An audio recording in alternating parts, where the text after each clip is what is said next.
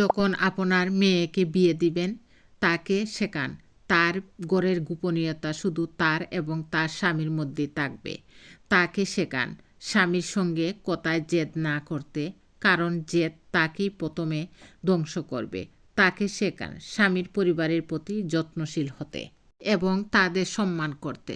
তাকে শেখান উচ্চস্বরে হাসি বা চিৎকার তার নারীত্ব নষ্ট করে। তাকে শেখান স্বামীর কাছে একবারও মিথ্যা বললে তার প্রতি স্বামীর আস্থা চিরতরে হারিয়ে যেতে পারে। তাকে শেখান ব্যক্তিগত পরিচ্ছন্নতা এবং ঘরের পরিচ্ছন্নতা স্বামীকে ইতিবাচক আচরণে উৎসাহিত করে এবং ঘরের প্রতি ভালোবাসা বাড়ায়। তাকে শেখান গীবতকারী না হতে। তাকে শেখান স্বামীর সামনেও লজ্জাশীল থাকতে। তাকে শেখান নারী এবং পুরুষত্ব দুটি ভূমিকা না নিতে। সে নারী থাকবে এবং লজ্জাশীল নারী হিসেবে তার ভূমিকা পালন করবে, পুরুষের মতো নয়। তাকে শেখান স্বামীর ঈর্ষা, ভালোবাসা, সন্দেহ নয় এবং তার সমস্যার পিছনে আপনারা দাঁড়াবেন না। তাকে শেখান বাবার বাড়ি ভুলে যেতে। বাবার বাড়ি শুধু স্নেহ ও সাক্ষাতের জন্য, কিন্তু তার আসল বাড়ি হলো স্বামীর ঘর। তাকে শেখান তার স্বামী ছাড়া কেউ তাকে সহ্য করবে না। তাকে শেখান চিৎকার না করতে এবং সবসময় নরম কণ্ঠে কথা বলতে।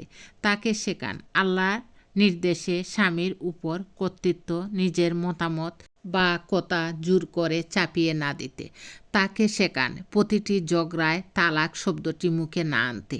তাকে শেখান যত বড় ঝগড়াই হোক স্বামীর শয্যা ত্যাগ না করতে। তাকে শেখান স্বামীর মুখোমুখি হাসি মুখে থাকতে এবং বিরক্ত না করতে। তাকে শেখান স্বামী কাজ থেকে ফিরলে চুমু, এক গ্লাস পানি এবং হাসি মুখে স্বাগত জানাতে।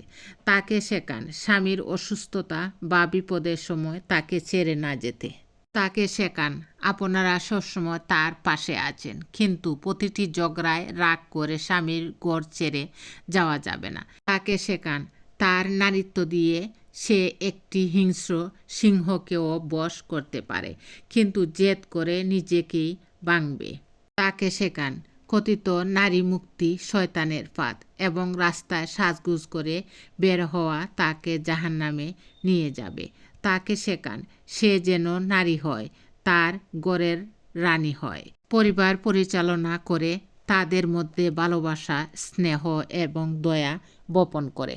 আমার এই সুন্দর ভিডিওটি যদি আপনাদের বিন্দু পরিমাণ ভালো লাগে তাহলে লাইক, কমেন্টস ও শেয়ার করে আমার পাশে থাকবেন। আর যারা ইউটিউব থেকে দেখবেন সাবস্ক্রাইব করে আমার পাশে থাকবেন।